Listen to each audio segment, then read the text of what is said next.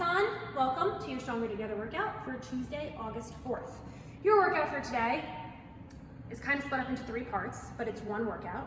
So you'll have a 5-minute time cap to complete 10, 8, 6, 4, 2 of dumbbell thrusters and a single arm bent over row with an isometric hold on the non-working arm. Then, once you complete that, you have a 5-minute rest, and then the second part of the workout is another 5-minute cap, and it's 10, 8, 6, 4, 2, again of dumbbell thrusters, and now you're doing double arm bent over rows, but your weight does go down. If you are doing this in the gym today, for the first part of the workout, you're doing chest to bar pull-ups instead of your single arm bent over rows, and the second part of the workout, your movement will be pull-ups instead of bent over rows.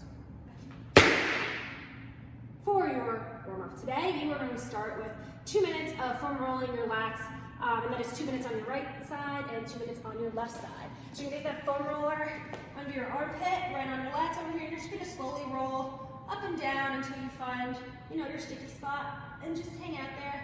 I'm very sore. This feels very good right now. You'll spend 2 minutes. I might spend a whole 4 minutes foam rolling right now just to really show you guys, but I won't do that. You're going to do 2 minutes on your right side and then 2 minutes on your left side. After that, you're going into 8 Spiderman lunges on each leg, so you can do them in place, you can walk around. So just a nice 8 lunge here. You don't have to do a push-up. You just want to get nice and low in your lunge. You'll do 8 on each side. From here, you're doing 10 lateral lunges on each side. So legs are nice and wide. You're going to shift your weight over. That front heel stays down. Back toe is tracking up. Trying to get a little bit lower with each lunge. Next, we're doing 5, 4, 3, 2, 1 Inchworm push-ups. I don't want to hit the dumbbells. So legs are nice and straight. You're going to walk it out into a plank. You're going to do 5 push-ups. I'll do 2. You're going to walk it back in. Then you'll do 4, 3, 2, 1. From here, you're doing 10 windmills. So if they're windmills, guys, if you have a light weight, you can do it with a light weight. If not, you don't need a weight. You are just going to reach down, keeping your legs straight. Other arm is up towards the ceiling. You'll just alternate each time, getting a nice stretch in there. You will do 10 on each side.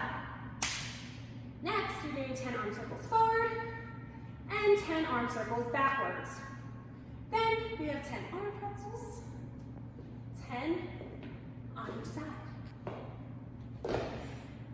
We have 10 shoulder rolls forward and 10 shoulder rolls backwards. And from here, we have some wrist mobility, so we're just getting it on the floor. It's 1 minute of wrist mobility, so you can spend 20 seconds with your palms down, fingertips toward your knees, just gently leaning back. You can put your fingertips out to the side, lean back and forth for 20 seconds, and very gently, you put the tops of your hands on the ground and very carefully lean back. You can do that for your wrist mobility. And that is your warm-up for today. We're going to start warming up with some thrusters. And again, I just wanted to introduce you guys to the wall again. And I'm sure we're about to do a movement that most of you missed tremendously. Anybody guess what it is? We're doing wall-facing squats. So we're doing 5 wall-facing squats with a 3-second negative, 3-second hold in the bottom, and then a quick rise.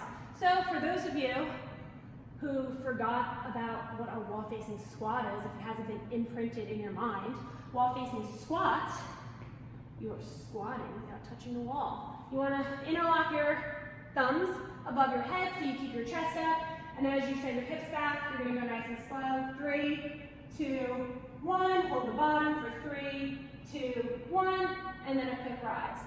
If you have the mobility to do so, you can get a little bit closer to the wall, and again, without touching, nice and slow. 3, 2, 1, hold the bottom for 3 seconds, and then a quick rise. The point is here, guys, is make sure you're keeping your chest up and you're sending your knees out, and with the wall being there, you're not going to be able to lean forward or else you're going to smack your head.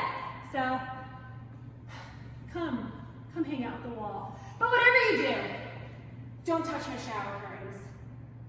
We worked very hard on these. Stay on the wall. All right, next, we're going into 5 front squats.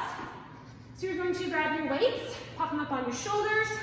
You're going to keep your elbows up, feet are about shoulder width here, and we're just doing front squats. You're just going to squat down, keeping your chest up, and as you come up, make sure you are rising with your elbows, and you are not letting those weights in your elbows come forward, because then it's going to get all funky, and we don't want that. So 5 nice front squats here.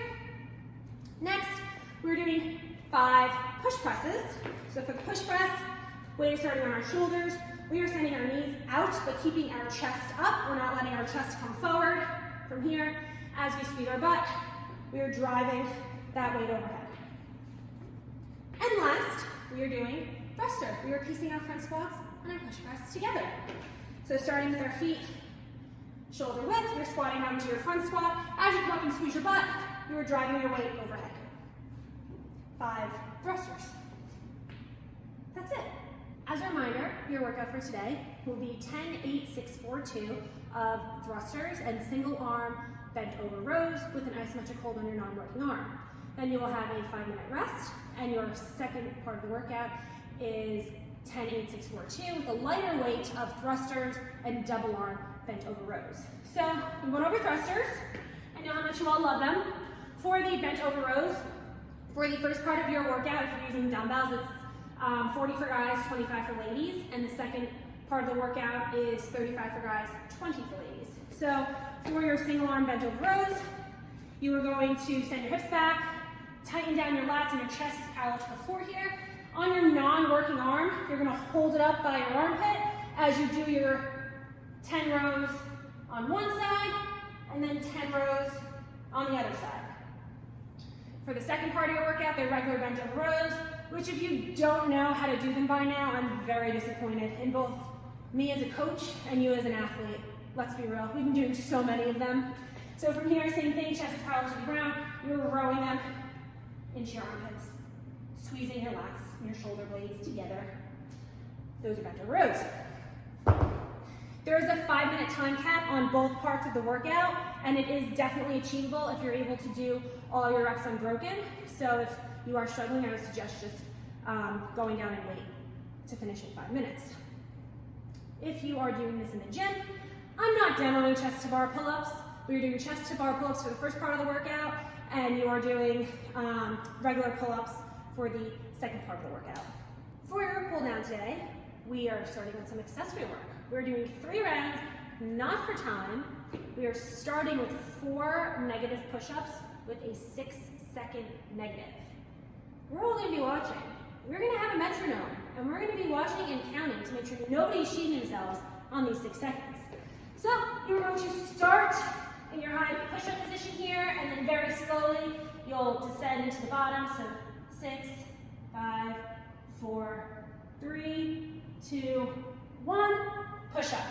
If you can't go that slow, and say you get down here with 3 seconds left, just hold the bottom for the last 3 seconds, and then push up.